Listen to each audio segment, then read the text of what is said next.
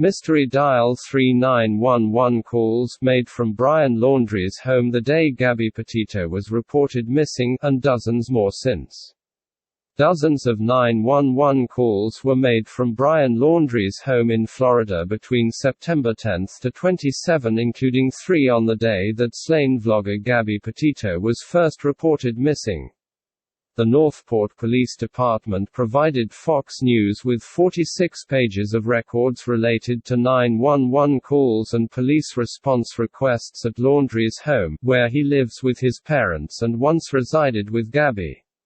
The department declined to provide call logs made prior to the afternoon of September 10. Fox reports, which was the day before Gabby's mother reported her missing in New York, having not heard from her since late August. Officials also only provided records through to September 27, and not through the requested date of September 29. All the provided records were heavily redacted, providing only dates, times, and brief a reported call for service (CFS) description, such as follow-up, investigation, or agency assist. Mountain of calls to 911 calls were made from the Laundrie home on September 10, 9 days after 23-year-old Brian returned home to Florida without Gabby.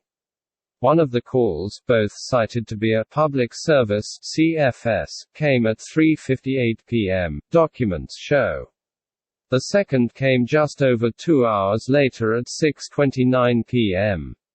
While the nature of those calls remains unclear, the latter incident was previously linked to Petito's father, Fox reported. Petito did not go to the home physically, Northport police said, but expressed concern about his daughter's whereabouts. Brian Laundrie was not mentioned in connection with the September 10 incident, but he is named twice in reports from the following day, according to the network. A total of 3 calls were placed at the Laundrie family home on September 11, the day Gabby's mother, Nicole Schmidt, filed a missing persons report with police in the 22-year-old's hometown of Blue Point, New York. Laundrie was named in relation to that report and again when police showed up to his parents' home to seize the white Ford Transit van he and Gabby had been traveling in when she vanished. The 3 calls were placed at 1:12 p.m., 4:38 p.m., and 8:28 p.m. The reason for the first 2 calls are listed as follow-up investigation, and the third is listed as an agency assist call. Police returned to the Laundrie home on September 14, 15 and 16 and twice on September 17, the records obtained by Fox show. The records do not indicate who placed the calls. The most recent records provided by the department came from a 911 call made at 5:10 p.m. on Monday. 4 other calls were made from the home earlier the same day, at 8:06 a.m., 8:28 a.m., 1:29 p.m., 2:45 p.m., and 4:13 p.m.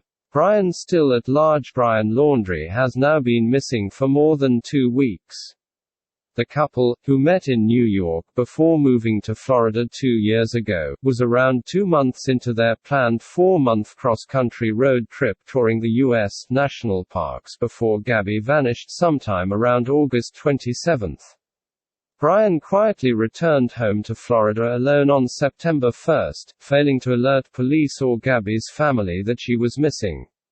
He reportedly acted without a care in the world upon his return, neighbors said, mowing the front yard and enjoying idyllic bike rides with his mom. As reported by The Sun on Tuesday, Brian even went camping with his parents on September 6 at Fort DeSoto Park. Gabby was eventually reported missing by her mother in New York on September 11. That came after 10 days of allegedly being stonewalled by Brian and his parents about where her daughter was, she said. Then, on September 14, Brian allegedly vanished after telling his parents he was going hiking at Carlton Reserve. But they didn't report Brian missing until 3 days later when police showed up at their home. Gabby was murdered. Gabby's remains were found by investigators at a campsite near Grand Teton National Park in Wyoming on September 19. The manner of her death has preliminarily been ruled a homicide, however, a cause of death has not yet been publicly released. Laundrie is not currently considered a suspect in Gabby's murder but is considered a person of interest. He also has a warrant out for his arrest on bank fraud allegations after allegedly racking up $1,000 in charges on a debit card that's believed to have belonged to Gabby. Law enforcement is still searching Carlton Reserve for traces of Laundrie, while TV star Dog the Bounty Hunter is scouring Fort DeSoto.